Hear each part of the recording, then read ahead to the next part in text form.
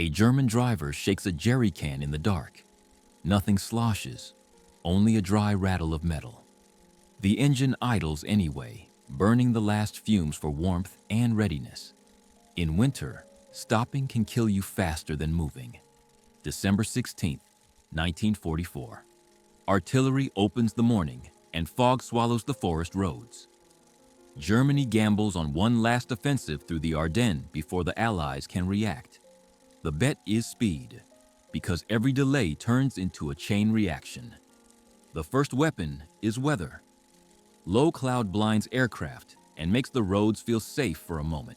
But that safety is a trap, because it encourages movement without caution. And movement without margin burns fuel like a fire. The second weapon is time, tempo. This plan only works if it stays ahead of Allied decision-making, traffic, and counterattacks. The slower you move, the more you idle. The more you idle, the faster fuel becomes a clock you can't reset. Here's the axis that drives the whole story. Fuel, weather, tempo. Weather buys cover.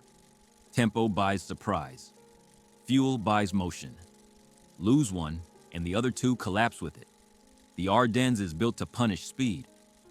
Forests, hills, and too few roads force columns into narrow funnels. One disabled truck can freeze a whole route, and a frozen route turns an offensive into a parked army. At first, the fog helps. Allied air power is muted, and the spearheads feel like they can breathe. Headlights glide through mist, and engines keep rolling. It looks unstoppable because the sky can't yet punish the road.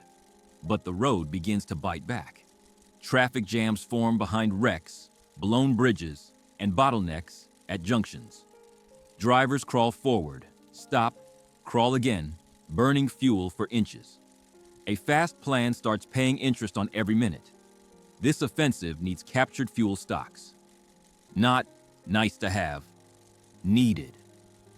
Without Allied fuel dumps, the spearheads don't have the range to keep the tempo alive. That's why crossroads matter more than slogans. A town can be small and still control an entire region's flow. If you control the junctions, you control who moves and who waits. And in winter, waiting is expensive. Now picture the jerry can again. It isn't a prop, it's the main character. Every detour turns it lighter. Every jam empties it silently. And when it's empty, armor becomes a sculpture on an icy shoulder. Allied defenders do the one thing that kills a tempo-based plan. They refuse to collapse cleanly. They delay, block, fall back, and delay again. Even a short delay forces reroutes. Reroutes burn fuel and break timing. Somewhere in the forest, a crew chief watches a gauge drop while the column barely moves. He can't fix the jam with courage. He can't argue with ice and narrow roads. He can only watch the clock drain out of the tank. Bastogne becomes more than a name. It becomes a switch. Roads around it decide whether convoys flow or choke. Whoever holds that node steals tempo from the other side. And tempo is the one resource you can't ship in a truck. For days, the weather keeps the sky quiet. That's the illusion the plan depends on. Under cloud, you can believe in momentum. But momentum is fragile when it rides on fuel and one-lane roads. Then the sky begins to change. Clouds thin, visibility improves, and the safe road becomes a hunted road. Once aircraft can see, columns can't behave like they did under fog. They must hide, disperse, and stop again. Air power doesn't only destroy vehicles, it destroys schedules. A convoy that must pull off road loses formation, loses speed, loses rhythm, and every lost hour forces more fuel burned for less distance. This is where the system tightens. Weather no longer protects movement. Tempo slows because roads become dangerous and crowded. Fuel drains because everything now takes longer than planned. At this point, victories on the map can still look impressive. But the ground truth is harsher. Logistics doesn't care about arrows. Engines don't run on morale.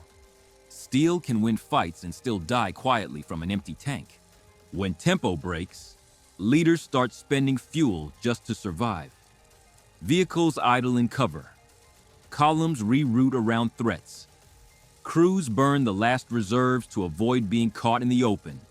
The plan is alive on paper and dying on asphalt. December 26, 1944. A corridor to Bastogne is opened. That isn't just a town being reached, it's the momentum swing you can feel. Once the enemy must react, he spends fuel with no forward payoff. Reaction is expensive. You burn fuel to shift units. You burn fuel to retreat from exposed roads.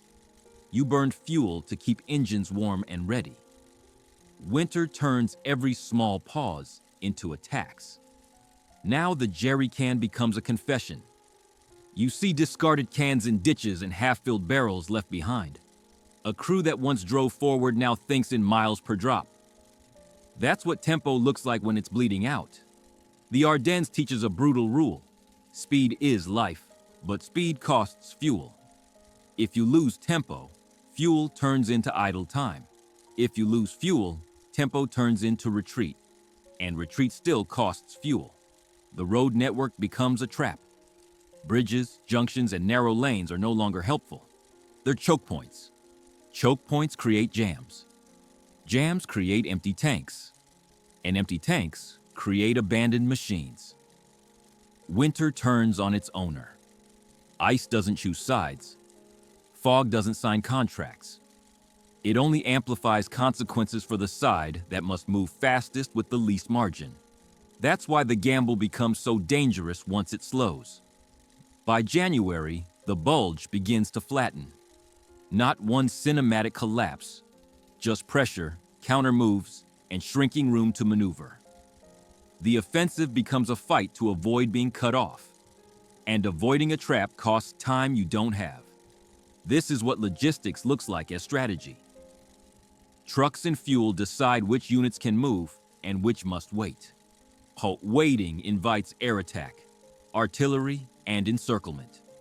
So even standing still becomes a gamble you can't win for long. January 25th, 1945. The offensive is generally marked as over. The winter gamble ends where it began, in forests, on roads, in the cold. The battlefield grows quiet, but the lesson stays loud. The cost isn't only ground. It's spent reserves, men, machines, and time that can't be replaced quickly. Tempo, burned today, becomes weakness tomorrow. In war, the future is often lost in the present. If you want one object to explain the bulge, it's a jerry can in snow. Weather bought minutes, fuel bought miles. Tempo decided whether those miles mattered. When fuel hit zero, the rest of the plane became silence. They bet on winter to steal the sky. Winter helped, briefly, until the clouds opened. But weather can't create gasoline, and courage can't refill a tank. In the Ardennes, when the fuel clock reached zero, the gamble collapsed into stillness.